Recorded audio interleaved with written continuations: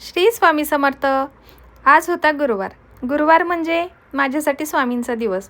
आठवडाभर कितीही धावपळ असली, कामांचा कितीही व्याप असला, तरी गुरुवार आला की मनाला एक वेगळंच समाधान मिळतं, हो ना? सकाळपासूनच घरात एक प्रसन्न वातावरण असतं आणि स्वामींची सेवा करण्याची ओढ लागलेली असते। आजही नेहमीप्रमाणे मी देवघरात स्वामींच्या समोर निरंजन लावलं। दिवा शांतपणे तेवत होता। थोड्या वेळाने पुन्हा माझे देवघराकडे लक्ष गेले आणि माझी नजर त्या निरंजनाकडे गेली। तर मी पाहिलं, त्या निरंजनामध्ये अगदी जास्वंदीच्या फुलासारखं सुंदर फूल उमटलं होतं। त्या क्षणी मनात एक विचार आला, स्वामी, हा तुमच्या कृपेचा संकेत तर नाही ना? कोणी म्हणेल हा योगायोग असेल, पण प्रत्येक भक्तासाठी श्रद्धा ही अनुभवातूनच वाढत असते, हो ना? अशा छोट्या छोट्या गोष्टी मनाला खूप मोठा आधार देऊन जातात। त्या क्षणी मन भरून आलं आणि नकळत हात जोडले गेले। त्यानंतर आजच्या नैवेद्याची तयारी सुरू केली। आज स्वामींसाठी प्रेमाने बनवल्या गरम गरम फुगलेल्या पुऱ्या, साधी पण अतिशय चविष्ट अशी बटाट्याची भाजी, मोकळा भात, कुरडई आणि गोडासाठी बासुंदी। एक गोष्ट सांगते, आजची बासुंदी मी घरी बनवलेली नाही बरं का, वेळ कमी असल्यामुळे विकतची आणली, पण खरंच ती इतकी छान होती की घरच्यांनीही मनापासून तिचं कौतुक केलं।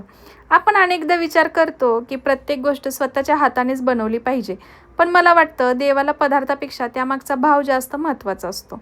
मनात श्रद्धा, प्रेम आणि कृतज्ञता असेल तर साधा नैवेद्यही देवाला तितकाच प्रिय असतो, हो ना? बटाट्याची भाजी बनवताना मी शिजवलेल्या निम्मा बटाटा स्मॅश करून वापरते आणि निम्मा बटाट्याच्या फोडी वापरते। त्याने होतं असं, भाजीला खूप छान थिकनेस येतो आणि भाजी मिळून येते। तुम्ही सुद्धा नक्की ट्राय करून बघा। सगळा स्वयंपाक झाल्यानंतर मी छान असं देवासाठी नैवेद्याचं ताट तयार करायला घेतलं।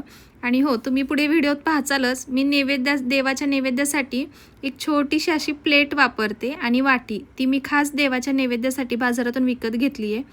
पितळेची असल्यामुळे ती खूप युनिक आणि सुंदर वाटते। स्वामींना नैवेद्य अर्पण केला आणि काही क्षण शांत बसून फक्त स्वामींच्या चरणी मन मोकळं केलं। त्या शांततेत एक वेगळंच समाधान असतं, जे शब्दात सांगता येत नाही, हो ना? आज स्वामींच्या चरणी एकच प्रार्थना केली, स्वामी, आमच्या घरावर तुमची कृपा अशीच कायम राहू द्या। प्रत्येकाच्या आयुष्यातील संकट दूर करा। प्रत्येक घरात आनंद, समाधान, आरोग्य आणि भरभराट नांदो। ज्यांच्या डोळ्यात अश्रू आहेत त्यांच्या चेहऱ्यावर पुन्हा हसू आणा आणि प्रत्येक भक्ताचा हात कधीही सोडू नका। तुम्हाला आजचा व्हिडिओ कसा वाटला ते नक्की मला कमेंट करून सांगा। आणि हो, आपल्या साताऱ्याची लेक या चॅनलला फॉलो आणि सबस्क्राईब करायला विसरू नका। चला तर मग भेटूया नवीन व्हिडिओमध्ये। तोपर्यंत काळजी घ्या, आनंदी राहा।